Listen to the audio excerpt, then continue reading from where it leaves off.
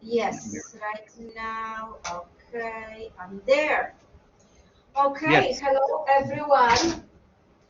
My name is Magda Piper, and I'm the CTE coordinator, uh, and I'm representing adjunct faculty. I'm adjunct faculty at ENT department. So welcome for this workshop. Let's take a couple of seconds to introduce ourselves around the room.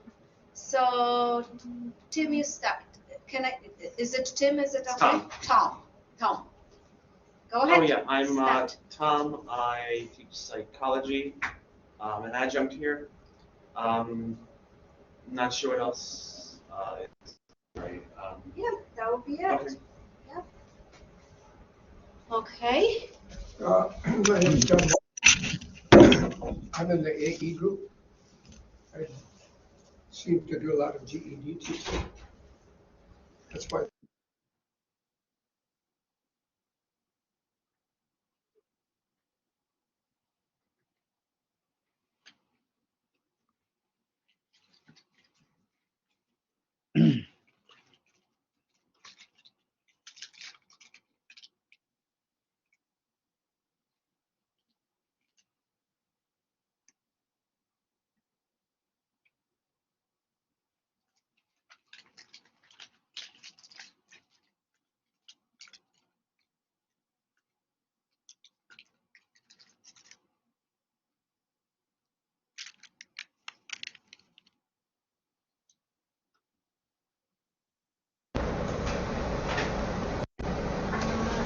Sorry, John, something happened to camera for a second. So can you introduce yourself? We kind of went through the room introducing ourselves, but. Oh, okay. Hi, I'm John Quinn. I teach English as a second language. Nice. Well, thank you. Welcome. And I'm gonna switch to sharing the application. So, John, we won't be able to see you, but you will be able to hear us. Okay. So, let's talk about classroom management. It will be very interactive. I want to hear as much from you as probably, I don't know how much you want to hear from me, but I want to hear also from you. So why it's needed? So the research showing that if you have certain rules, certain expectations set up, it builds the community and helps sustain school success. And it's not only on your part, but also on the part of the students, also part of the administration. So I would want to, for a second, take a moment and think what either serious behavior you experience in your classroom or not so serious experiences that the behavior of the students that you were not fan of. And keep whatever comes to your mind, keep in mind when we're gonna go to the later on in a session and we're gonna discuss certain things, how we could have avoided it or how we could deal with it and so forth. So why classroom management? There are plenty of benefits. I listed only benefits to teachers and students, but there are also benefits to administrators. If we have a better handle on our classroom, therefore there will be less time spent us sending students to the deans, dealing with the advisors, dealing with retention specialists, dealing with any other administration that we might have. So if we have it, if we learn best practices of the classroom management, we can carry disciplinary actions. We know how to do it, we know what they are. We can stop those minor interruptions that are not bad, but they are more disruptive in a class. Why to have it? Yes. Start teaching every student with confidence. Part of the classroom management is developing relationships. So if we have that relationship with the student, we'll be able to help them, and we know them more personally, so we'll be able to help them succeed. And we also know how to respond to them individually. We are kind of lucky in a settings that our classrooms probably do not exceed 30 students. Anyone have more than 30? No? If you in a bigger institutions, they have the lecture halls where they have 120 to get. So the strategy for those colleges is to talking at students and not students talking with us. So, but it's kind of given the huge classroom setting. So what if the classroom management is in place, how does that benefit the student? They feel known and valued. They know they are not one-off, they are them, and we can manage directly with them.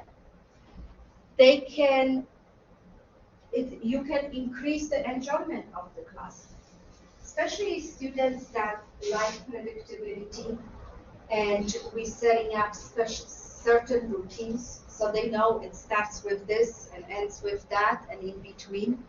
It puts them at ease. I'm actually surprised this semester that every class I start, the students come in to me, as they walk into the classroom, they come to me and say, what are we doing today? It's like, okay, that's the first year they actually started asking me this. So right now I'm actually putting agenda on the board. So they come in and they see it. This is what's gonna be done. I will be done by noon, from noon to 1:20, you're doing your lab. And I noticed that they are like much at ease. And when I put that from 11 to 11:45, it's a lecture, they say, can I just quickly go to the bathroom so I don't interrupt the lecture? Where I didn't do it before, they would just like 10 minutes into the lecture, they are like, I need to go. So they are more prepared. The motivation to come to the classroom. If they are known, if they feel valued, the motivation naturally comes in. Increased willingness to pay more attention in the classroom. Again, that comes from the engagement. If you're talking at them, they might. But if you start pulling the students into the conversation, they might start, they will actually, they not just might, they will start paying more attention. So there is this great website called Time to Teach Trainer. And they have a lot of great techniques. You can also become a certified Time to Teach trainer. So, and there is like curriculum, and you can sign up and get yourself certified. I didn't research how much it costs, but you can do that. They came up with these 5 core components of classroom management. So I'm trying to see if that has lazy. No, it doesn't. So when you have a repeated warning and that draining your energy, or repeated behavior that drains your energy and maybe changes dynamic of the students or dynamic of the classroom, you can follow those 5 components: self-control, ecology of the classroom, teach to expectation, conditional positive regard. Also, if you're looking at that, if you put UPR, the shortcut, it's also known. And then refocus, how to eliminate all those multiple reminders. So let's go through them.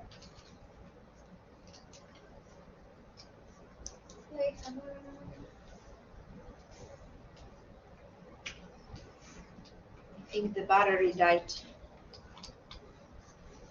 tell Lola.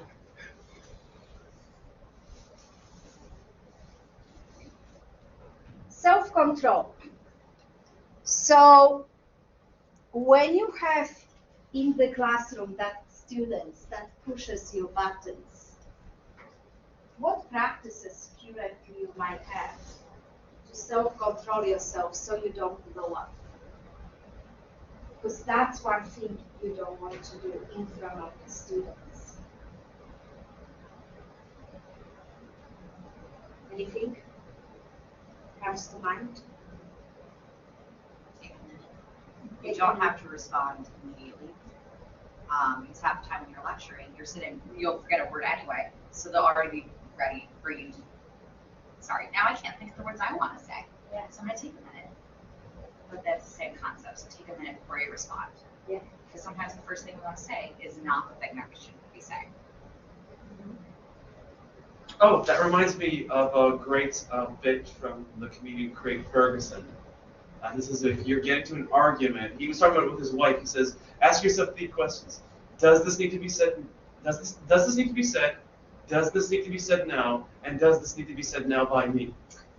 And I feel like, I mean, he's a comedian, but oftentimes they're right. Yes. So actually, you brought a great point. Sometimes turning into the joke or a humor can divert that situation. So that's one of the great things that you can put it. For me, I actually do the visual too. I do this and I say, I'm sorry, I need to step out for a second, and I will get back to you. And I step out, or I say, can we stop right now? We can discuss it later. So kind of, defer that. Francis, anything else you want to add to it? Self-control, how not to lose it in front of students. Take a deep breath. Take a deep breath. So there are many calming strategies. So whatever works for you. For me, taking a minute, taking a breath, maybe say a joke to kind of defer, and be aware of that space, your personal space. If the student comes sometimes too close, you might already be like, okay, this is not the greatest. So and diffuse somehow those challenges. And all of this that we just said might diffuse it. Classroom design.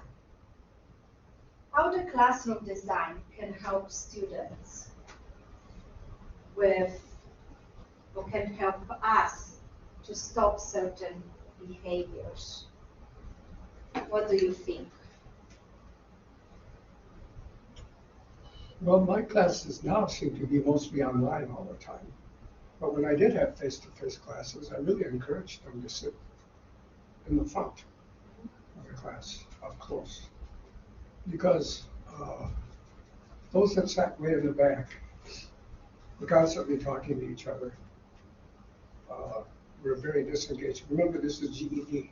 Yeah. The lower the level of GED, the more the problems. Oh, yes. For sure. So, I don't know, in my experience, it's been to try to get them to sit in front, try to treat everybody with respect, and hope that those who really have no interest and are not going to do anything anyway will decide to leave soon. Mm-hmm. I'm just being honest. Yes, that's exactly. You bring up an interesting point because I've actually had, I've only been teaching for like a semester and a half, so keep that in mind. So I'm brand new at this, but I had this, like the opposite dynamic where, not exactly the opposite dynamic, but last semester there was this group of 3 friends who would sit in the back of my psychology course, and they would occasionally be talking or giggling, but they did some of the best work in the class. They did which is like, considering the amount of students who just didn't do any work and are asking me why did I fail, like you didn't do the work. The fact that they did like 100% of the work, and even on the projects where they had to show some creativity, they had some of the most insightful responses. I figured, if it works for them, it works for them. But I realized that's not always the case, that may have been a complete outlier. It's hard on other students if they're just carrying on all the time. And to me, that's. Yeah, so that's a good point. Even if they doing greatest job, but we have to figure out, is their behavior disrupting to the other class? Currently, I have 2 students with sensory disorders, so any noise totally wakes them up. So I have 3 charikaris there, so I said, okay, when I'm lecturing, you have to, if you don't want to listen, you can leave, but please no side comments, okay? Who is switching seats, like through the semester? You figuring out, okay, this one cannot sit with this one, let's move them around. It's hard to do. In that case, I've asked them, how about if you actually don't sit right next to each other? Because it seems that when you're right next to each other, you can hardly resist talking to each other and poking each other. It is distracting. I never had any luck with getting them to move. I have also given such suggestions, and I've noticed that, it needs constant reminders, but it kind of goes down dramatically quite a bit. Right. I observed the first couple of classes, and I look who took the farthest seat, and I observed that student a lot, because I know why they took the farthest seat. The full-blown Netflix is going on, checked out, so then I moved that student closer. Yeah, I asked them, why would you sit closer? I need the other students to sit there. I invested in the pointer. Huh? I invested in a pointer, so now I'm not tied to the desk. Yeah. But I can move around, and they know that I would be probably in the back of the class. So the Netflix and the phone engagement has gone down. Yeah. I'm cruising around the classroom too. Well, when I'm lecturing, I'm actually drawing, so I can't. But after I'm done, or if it's a lecture theory-based, not with practice, then I cruise around. So desk arrangements, any revision to ecology, even sometimes smell in a classroom can get disruptive. Like next door to me, they sewing stuff. If they don't open the door, the smell of the plastic is so overwhelming, or wood, that it's really not pleasant. We had to evacuate a couple of times. Any color, scent, anything, you can do this. Teaching to appropriate behavior. So consequences for the good of bad behavior. Anyone has any examples about that? So using positive consequences to reward, and using the negative to reduce non-compliance.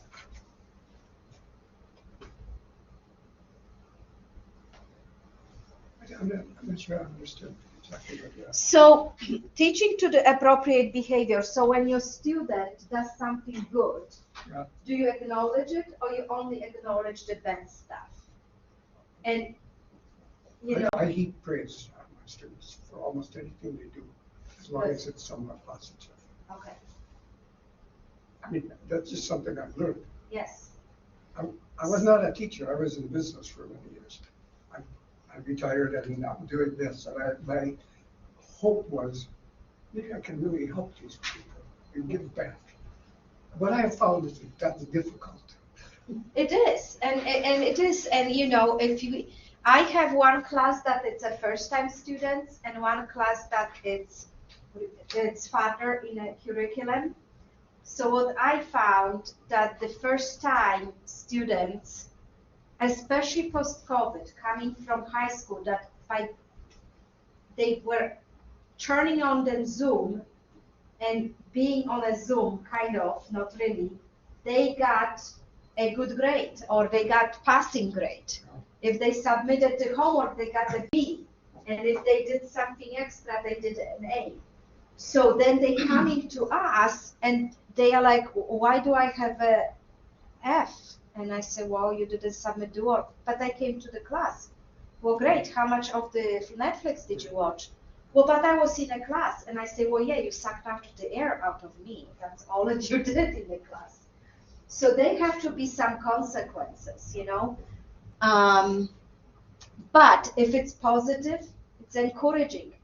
I started giving, which actually kills me because I spent 12 hours this weekend grading extra credits. But if someone wants to do that extra credit, why wouldn't I reward them? And out of 22, only 6 of them did it. I screw myself up because I gave them 12-page each credit, so it was a lot of checking. But I'm gonna scale it down next semester, so it's just too much. And I realized, and I thought, I'm gonna give them so much, no one gonna do it. 6 out of 22 did it. Oh, okay. Well, one thing I do, because one thing about teaching the psychology course, they really want to get through them is how to think like scientists. And the thing I tell them is, it's perfectly okay if I like sometimes I like we're talking about like hypnosis or sleep disorders. I'll ask them what they know about it. I'll even tell them straight up, it's okay if you don't know. You're in Psych 101 because you don't know. And that I'm trying to teach them, like, yeah, ask questions because that's science. You ask questions, and even if you prove yourself wrong, that just means that's a window to do more studies. And I keep telling them, like, just don't be afraid to like get things wrong because even if you do, you help build your own knowledge. Yeah, that's good. You know? Exactly. So that's positive way of even incorrect message, but we encouraging to make mistakes. Instead of scaling down your 12 pages extra credit, have you thought about giving them the same amount, but reducing down your work by just saying that if you are doing it and completing it completely, there's a certain amount of points, and you post the answers. I could, but then I have to every semester change it because they share. Yeah. Well, in 12 hours, just changing the questions. Yeah, we will see. This is a great idea, but yeah.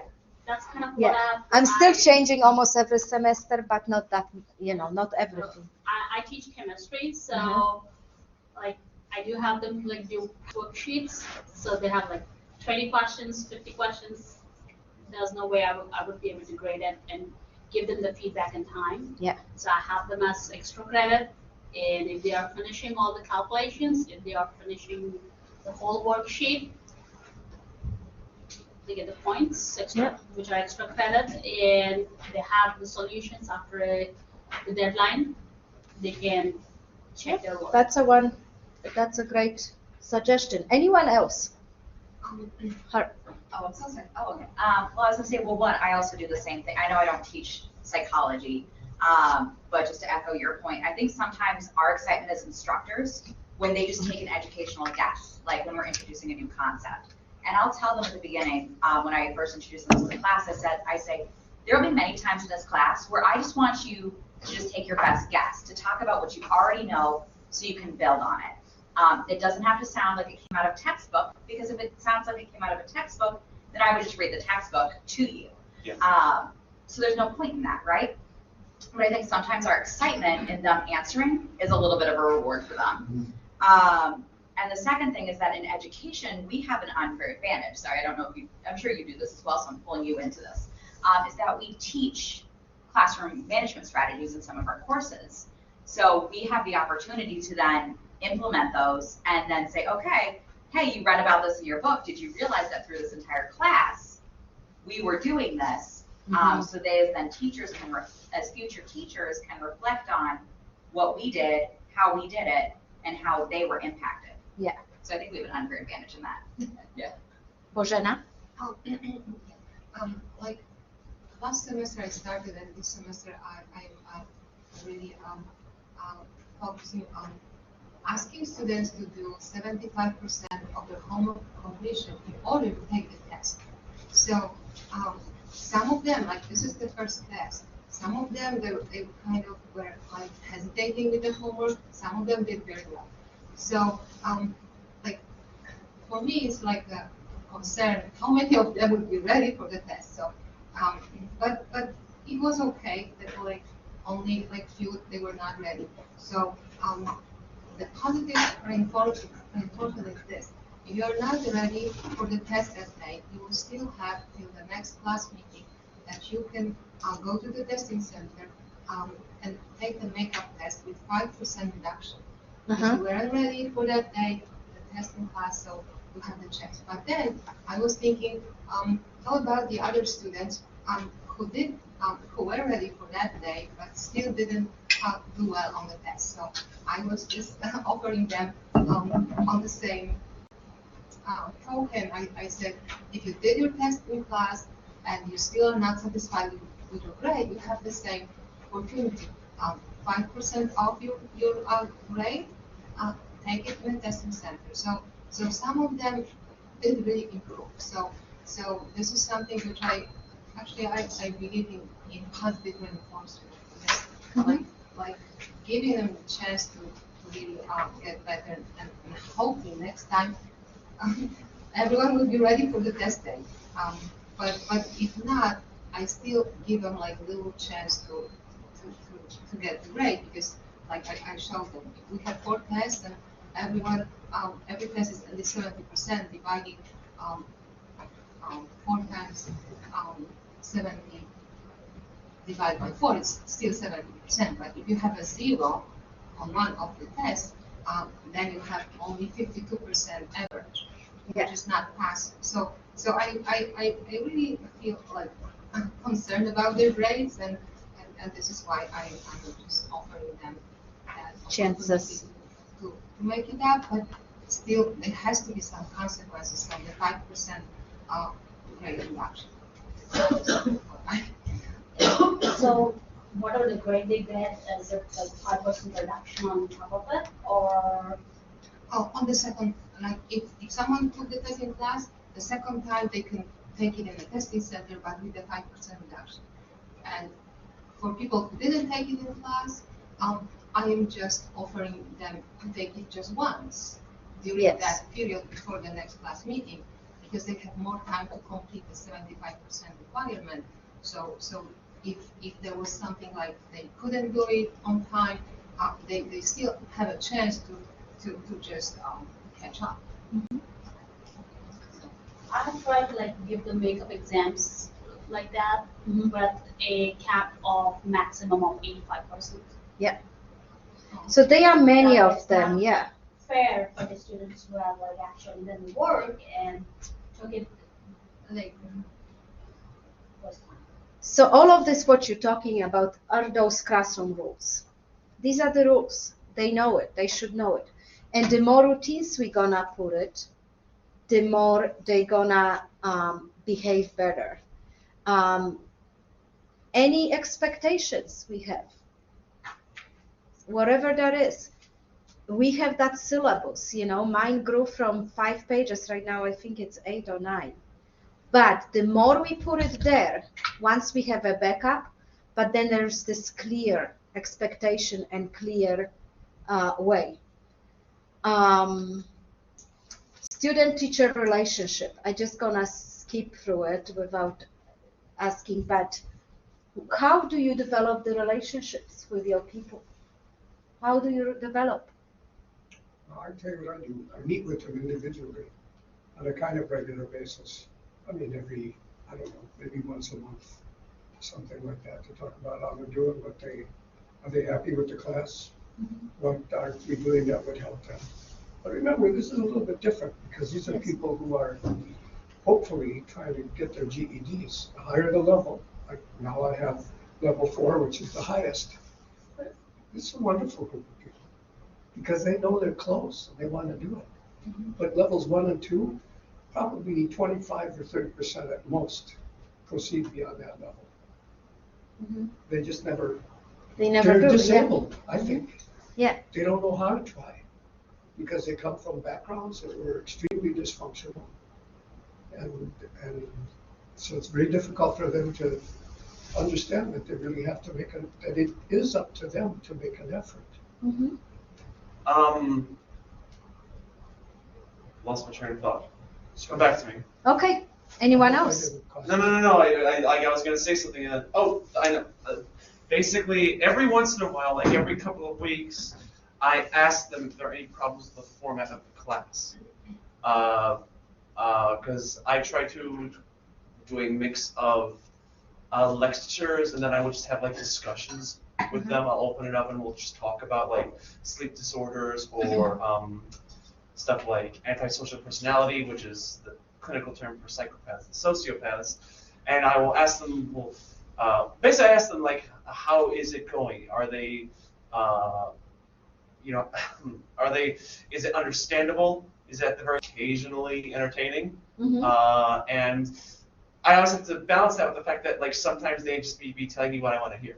Yeah. Because, but I also try to balance that with like how they are actually like responding, and it's psychology, so it varies completely on the topic. You know, last week's course, like they were very disengaged because it was a very clinical topic, but it had to be taught. Yeah. But this week's course, which is all about consciousness, altered states of mind, how perception and sensation can be altered, all of a sudden people are way more talking up and getting into the discussion about subliminal advertising, how to spot it, how to avoid it. And then I can tell, because even in their faces, their eyes light up and they're actually interested in like, oh, okay, this kind of stuff. Yeah. So how many of you know your student's name? Yeah. That's the basic. If we can address them by their name or their preferred name. My first thing, I give them piece of the paper. I say, fold it in half, put the name you want me to address you to. And I say, keep them on your desks for a couple of classes so I can get used to it. And I just taught on Monday, I taught on site at the manufacturer, and I had 16 new people, never seen them before.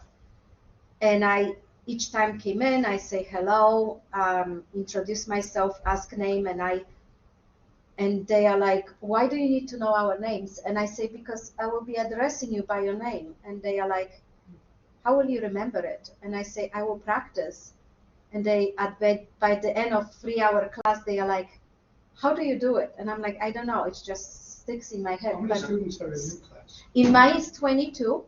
Wow. And then in another one I have 10, but I also teach in an industry when I go to factories, and I teach over there. And that's one off. It's like 3 hours, but I knew everyone's name, and they are like, you are weird. Like, it comes.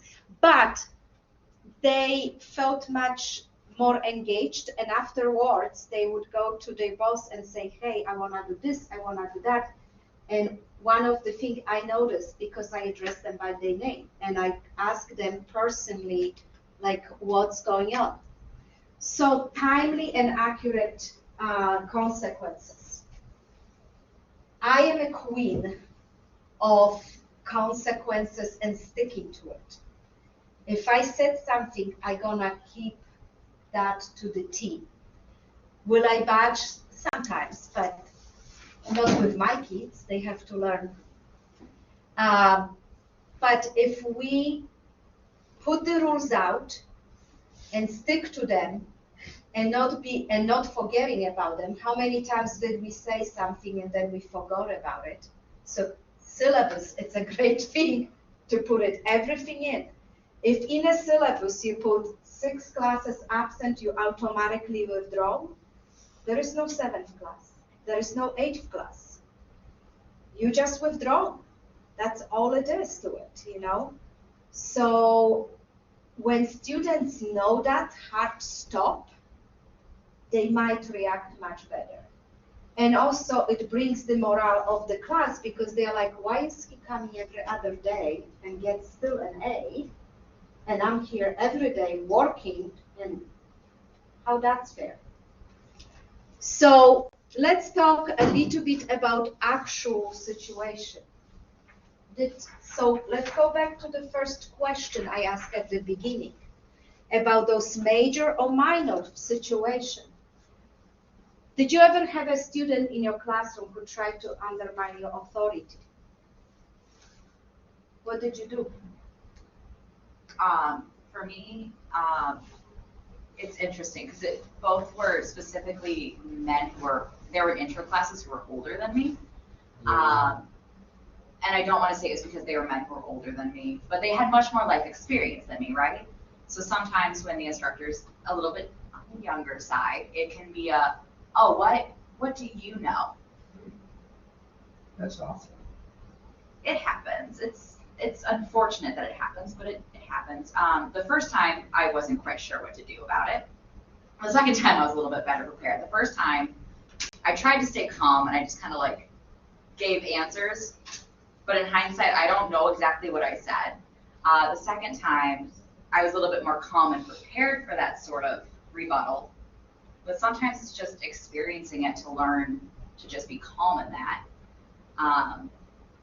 But yeah, so for me. What do you do with somebody who does that to you? So I answer as calmly, because usually it's them looking at what I'm presenting and what I'm talking about and saying, well, that's not what I've experienced. And it's like, yes, but this is what the research says, and we have to look at research, and we have to look at how research is defined. Who's in the research groups? Were you in the research groups? I wasn't in the research groups, but answering in a way that's like helping them understand that this is where this content is coming from. It's not necessarily that I'm coming up here and making things up, right? And I think sometimes that's the worry, is that I don't have the knowledge. Anyone else? I had it on a field, not in a classroom, where I'm female in a male ward. I'm mechanical engineer, and I had customers straight up and say, "I'm not talking to you. Give me a male engineer." Like, okay. I just said, fine. I went to my boss and I said, take me off the account. So sometimes we're reading too much into it, and sometimes it comes from not knowing how they fit in a classroom. So let's be not immediately jump that they wanna be, I call it smartass.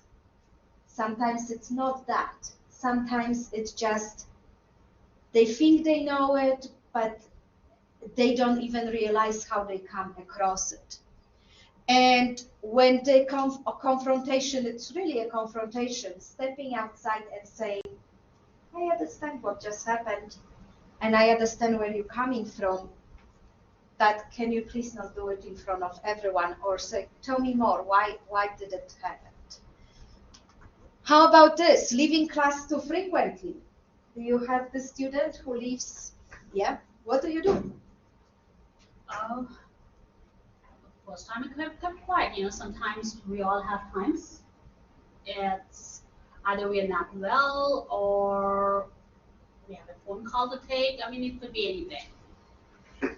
I kept quiet a couple of times. After that, I asked her to come and meet me. We one discussion. I said, unfortunately, you cannot be leaving the class. I'll have to start marking you as absent because it's the same. You coming and putting your bags in and just walking out after in the first break. It's same as you not attending the full class. So it will be having the same attendance policy as that, and it will be counted as same attendance policy from the syllabus as if you are half absent, the half absence counts as full absent, and after a certain amount of time you will be dropped from the class. John, do you want to add something to it? Yes, and I have like a set of guidelines. It's kind of a contract that the students sign on their first day of class, and that's one of the points in there about that you can't leave the class unless it's an emergency, the break time is the only time that you can leave the class unless it's an emergency, and that's one of the things, because Otherwise, the class becomes like a lobby, like a hotel lobby. Yeah. So, yep. Sorry, I keep talking. That's fine. That's why this is the workshop where we keep on talking, because I don't know everything. You know more than I do. I doubt that. But I had one student who kept leaving, and the first 2 times I kind of ignored, because it could just be the bathroom, could be that it's the first couple of days of class, they're nervous.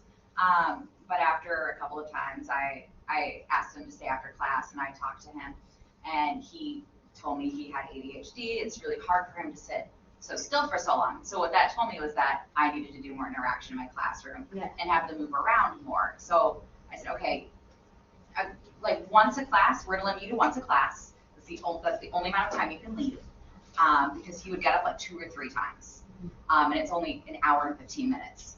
Yeah. Exactly. That's a lot, right? So I said, you get one time you get to leave in a class. That's it, and we'll do more things where you move around the classroom and more engaging activities like that. And that was our compromise. Did that help? It did work. Yeah.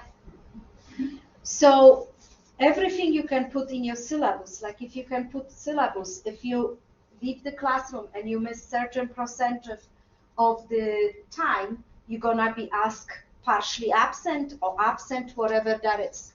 However, I wanna also focus on that sometimes we don't know what's happening. They might have the health problems, irritable bowel movement, or they can have the frequency of urinating or whatever that is.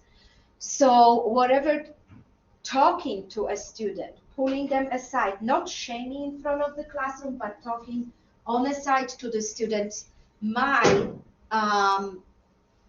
open up this. For me, as I told you, I started putting agendas, so they stop leaving during my lecturing because they know it will be lecture at the beginning, so they have to go to bathroom before, and because they sometimes running late from the previous class, I wait for them and they come to me and say, I will be right back, and I say, yep, you have 5 minutes and we starting, and then they go to the bathroom, they come back, and they are much better off. How about spacing out, La La Land? Who has that in their class? I guess all of us. Yes. As someone who frequently spaced out in their PhD program, I try not to throw rocks at glass houses. Yeah. It's because I did that so many times, and yeah, I just try to sympathize. I just try my best to get them engaged and to get their attention. That's the key word. And I feel like it's like, yeah, I remember like back in my day, in like high school or whatnot, they would like, get on your case about spacing out, and that's just like the #1 way to like get me to like just like disengage completely. Space out. Where if I just try to switch tracks and like switch from a lecture to like just talking about like Freudian dream interpretation. Like Freud is nonsense, but it's interesting, and if it gets them interested in the topic and engaged, I'll switch over and I'll just say, by the way, just remember, you can throw most of what Freud said out the window because, yeah, we know better. John, do you want to add something? Well, that's I try to alternate. Well, being in an ESL class and it's intermediate level, there are many opportunities for the students to get into small groups and into pairs. So that kind of breaks up any kind of monotony that there might ensue, during a class. So and I try to get the students to move around the classroom as much as possible as well. That's good. Anyone else? I've started giving them like a minute break, just to help them recall what they have been learning, and also like if they want to stretch, stop, like yawn, whatever they want to do, like in their own chair or stand up and do it, and that way it's not. That's a good one. I think I might like easily start using that one because, yeah, especially since some of the talks we can have can go on a bit depending on like how much I feel is like necessary to cover in the course, whether like stuff that can like or stuff that like the book would be more suitable to like, because like I know I don't want to be that person who just like blindly reads verbatim from the book, you know. So that's a good one, because sometimes, like last week when I talked about scientific accuracy, those were really, really long lectures with very little engagement, because it's very hard to like do that when you're talking about like the p-value of, you know, statistical significance. It's very hard to encourage any sort of engagement in that lecture. Yeah. So for some of the more clinical subjects we talk about, that's a very good one. Just like, hey, take like 2 minutes, just like, you know, walk around, stretch out, or even space out for 2 minutes. Yeah. That's a very good one.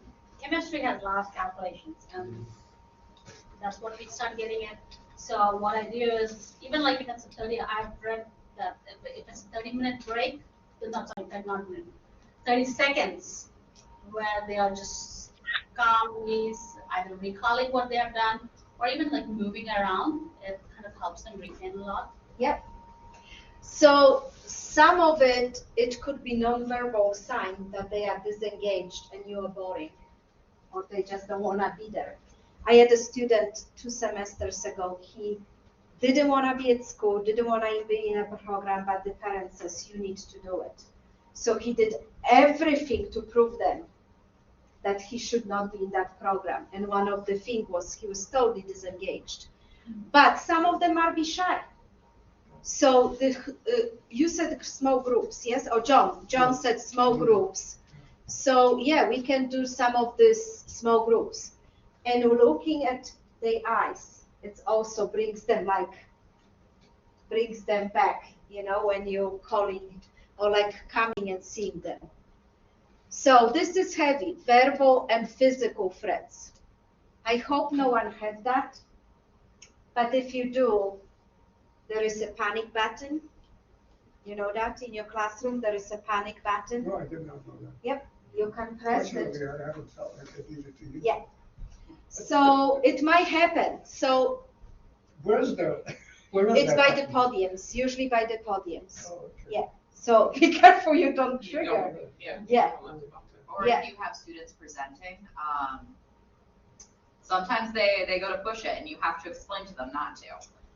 I had that happen last semester where they went to push it and I was like, don't want the police showing up. See, I feel that's the exact wrong topic. It's like having a big red button that says "Do not push" under it. It's like don't draw attention to it, and maybe they won't notice it. I feel like.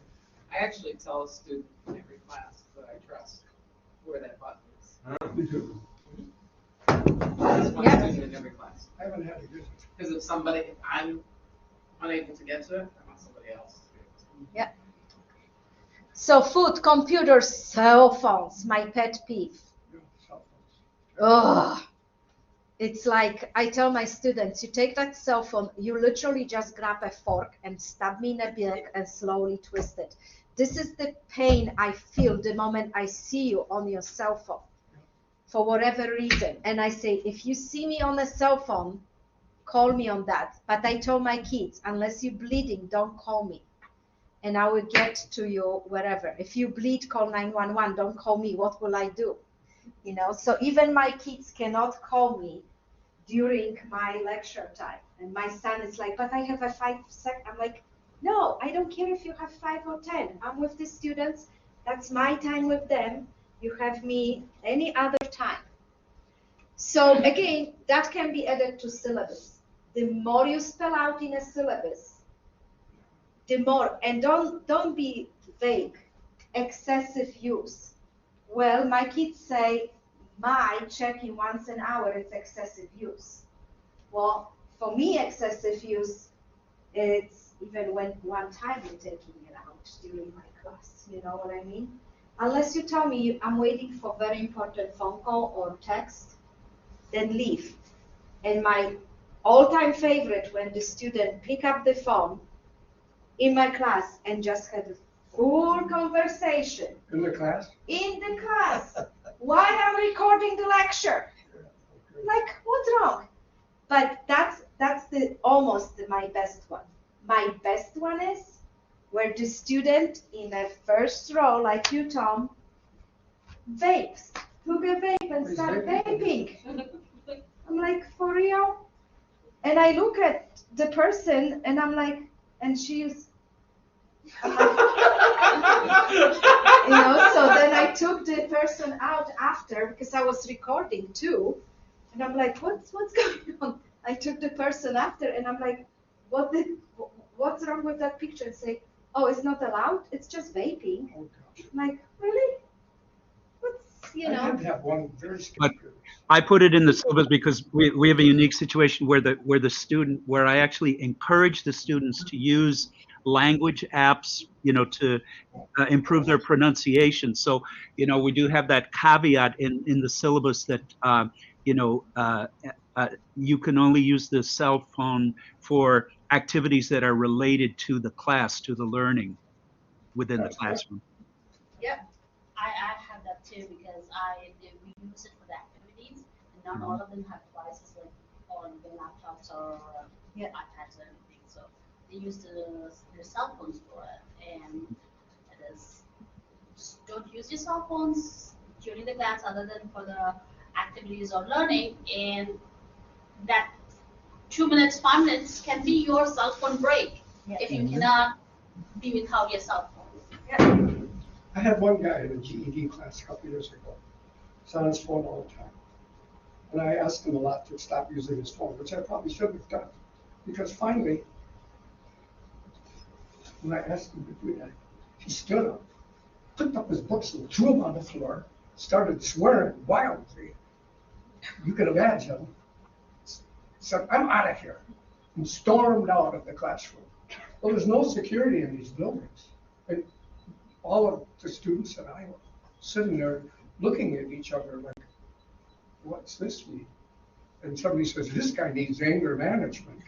Well, I was nervous that he was going to come back and start shooting us. I'm not kidding. Yeah, so that's that panic button on the podium. That's your thing. Yeah. Well, I didn't know about the panic button. Right now you know, you see? Yeah. I just want to conclude this story. So a week later he comes, I thought, well, we'll never see him again. Comes back, friendly as could be, like nothing happened. So then we're doing essays in the class. I'm grading his essay. I said, okay. He's standing next to me. Okay, so I want you to take this now and make the corrections that we've been talking about. That's what we do. We make the revisions and give it back to me. Said, what? You tell me I have to rewrite this? Well, I said, yeah, that's the idea. That's how you learn, really. I said, you're getting me heated. Oh, I said, never mind. It's okay. Yeah, so we have to be careful, and everything, all of that spell it out. Gonna prevent it from a lot of monopolizing discussion. Do you have one of those in your classes? Takes over the classroom? Are you talking about someone who answers questions all the time, or Yeah. wants to answer questions? Yeah. All the time? Okay. Or doesn't raise his hand or their hand and just spills it out. Others are holding the hand, waiting, and that person just spills it out. No, she just really likes to answer questions, and I deliberately don't pick her a lot of the time because I want to hear from other people, Yeah.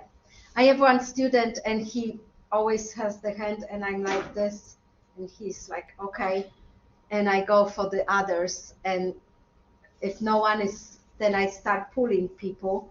And then do this dun dun dun dun dun. Oh, dun, I have a dun, perfect dun, one for that.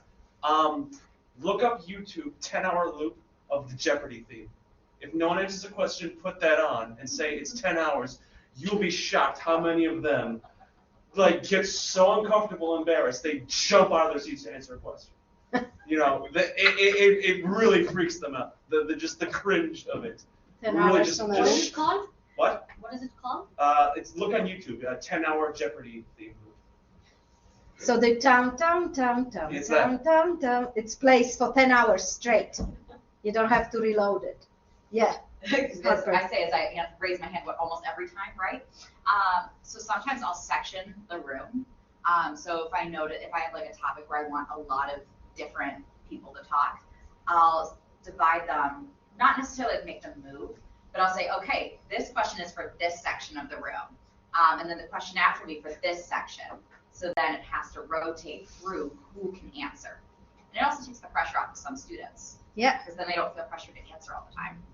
That's good too. So in here, you can ask that, like I ask my student and I ask him after the class, I pull him and I say, I appreciate it, I love it, because he's very enthusiastic. So, and I say, and don't take it the wrong way that I don't call you. I just want others. And he says, totally understand, but if you don't want to waste time, I can answer. I'm like, okay, for the Jeopardy song, I'm like, okay, that's great. Any other feedback on that? Sleepy in a class. Anyone? Anyone has a sleepy head? Yeah. Yep. Many of my classes are in the morning or around the lunchtime. I have students sometimes eating the lunch too, and after that sleeping too. So like probably you should have some coffee with it too. Yeah. So. Anyone? I had student fall asleep. Go ahead, Harper. I'm so sorry. No, this that's is actually fine. not this is about me, but it was when I was an undergrad and I was not a professor. So I was a theater major when I was an undergrad, and we had just finished tech week, and then we were starting doing runs of the show, and we were staying to the theater every night until midnight. And I had a Tuesday, Thursday class at 1 p.m., which is after lunch. Siesta time. And I didn't realize that I fell asleep until the instructor woke me up. It was after class. And she's like, if you need to skip class during this time, don't worry too much about it. I let you sleep today because you just looked so tired when you walked in. She's like, but next time if you feel that tired, just send me an email. Yeah. I had a student fall asleep once so hard, and then I just did, to all the students, and we go, and I put on a board scream. So we did one, and we scream, and that person just, the thing. And after that, she never fall asleep. So just assume that they're not feeling well, because I have that too. Although I told them, if you don't feel well, please, I don't want to answer COVID questions, so don't come into the class. Yeah. I also have a first shift people coming to my class at 8 a.m. So that's their night. So that's why. Double check with them. I had a student who mom had a high risk pregnancy, no father, no person to help. He has 2 younger siblings that he had to get to school, come to my class, finish the class, go to work the night shift, and then get up in the morning, and actually in between go home, do the grocery, do all the laundry, get the babies from the school. All of that was happening. And each time I ask, he says, I'm not gonna do it again. And I say, what's happened? He says, nothing.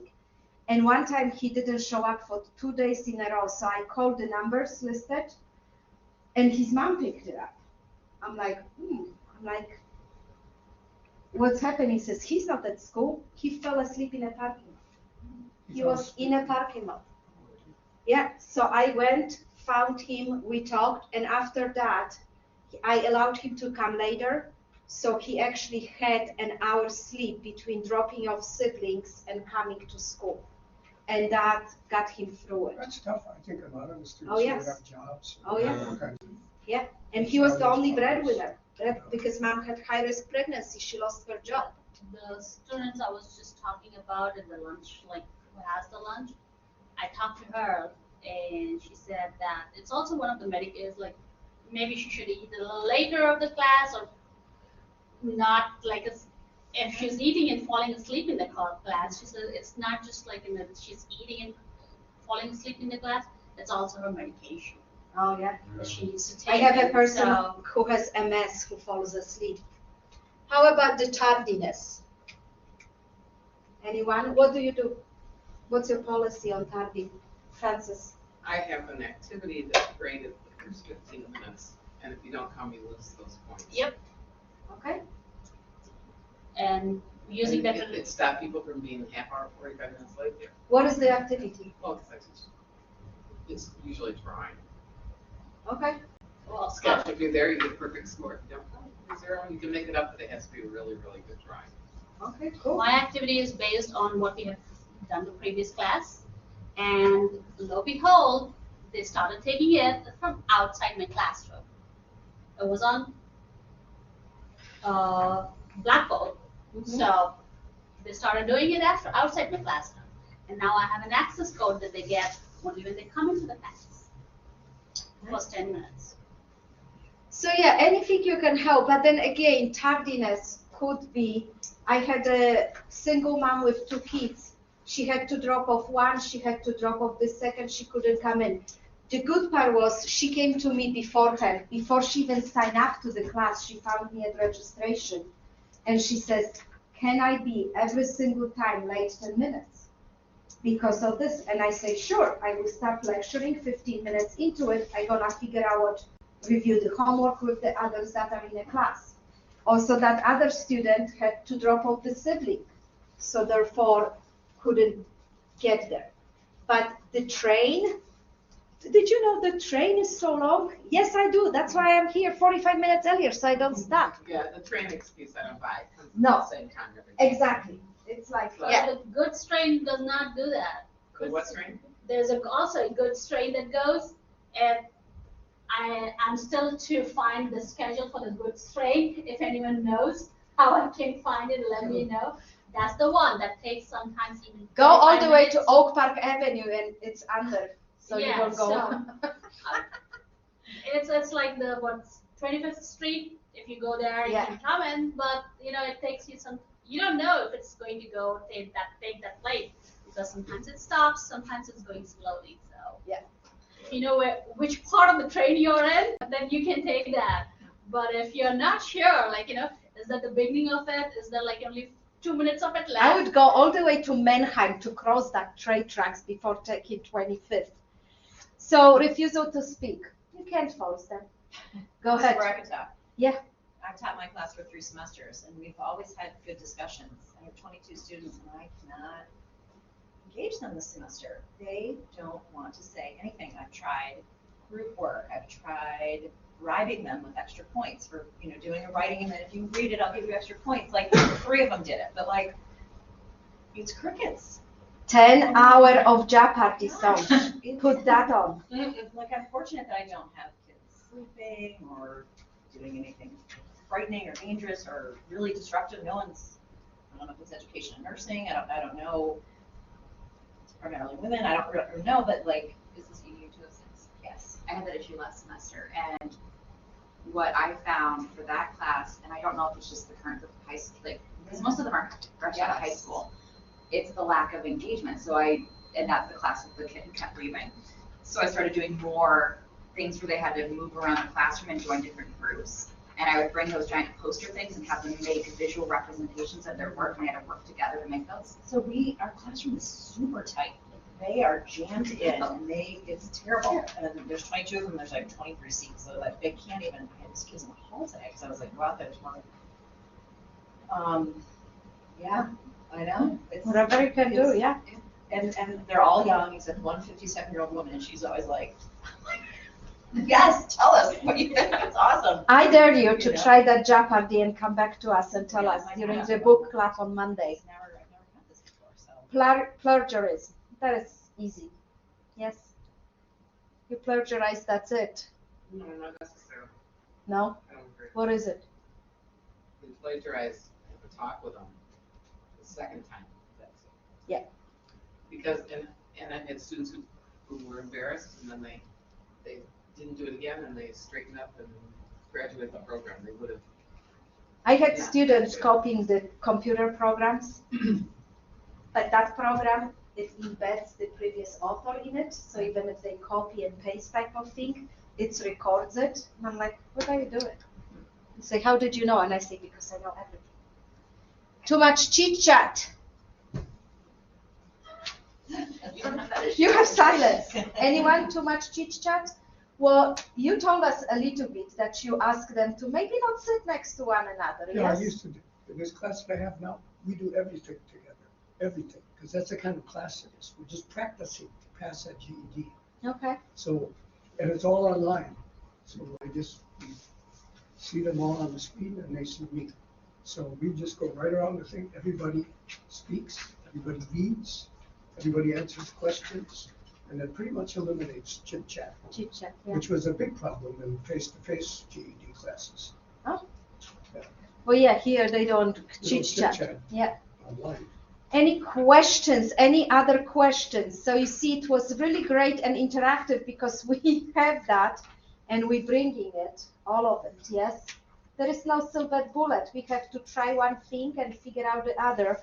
I think if anything to take out of this workshop, document everything in syllabus so you have something there. Routine, consequences, if you put that, you're studying much better. If you have wishy-washy, oh yes, if you have wishy-washy consequences or it's not very clearly spelled out, it can, go ahead, Harper. So I'm gonna put this in my syllabus for future semesters, but I am trying to figure out how to address this now. I didn't have this problem last semester, but the AirPods. Oh, Oh, yeah, you have to, they can't be in their ears. Right. But there's new ones that are invisible. Right? Yeah. Right? Because So- they listen to music Yes. while you're talking. Yes, and, I don't know, you have to put it in your syllabus. I'm putting it in my syllabus, but I'm trying to figure out, like, because I've said it to a couple students, but then students who I didn't say it to are then coming into class wearing them. So it's like a continual rotation, so I'm trying to figure out how to address. Well, I don't know because like, Announcement, Yeah, saying, hey, some housekeeping rules, yeah, reminders about like not just AirPods, but some other things that you've been noticing. no cell phone use, because if That they way, can't change their yeah. music. Yeah. Then, I genuinely don't know how to respond to that because I'm the kind of person, see, when I grade, I need to help me focus, I put on like a playlist of like video game music in the background just so I can focus in the zone. And in last semester, probably one of the best students in like, it was a very early morning course, and everyone was very engaged, was very disengaged, except this, she was one of the few students who was actually doing well in the early morning course. And she always had like one ear pod in and one ear pod out. So I don't know if she had some music in the background just to help focus. I don't know, because like I need that too, and especially when I'm trying to do something that requires focus, so I genuinely don't know how to respond to that because like I need that too. It helps me focus, and if that helped her focus and she like did well in that course, then who might I take that from? I don't know. You know. I put it I that, totally get it. I have my older son who's in high school. I'm having constant struggle with him when he's doing his homework, like at home when he's doing his work. He does really good, but he has his. But that's different than when you're that's, lecturing. yes, Yeah. so When you're that's, lecturing, that's what with me and Francis. During lecture, take it out. I don't want this.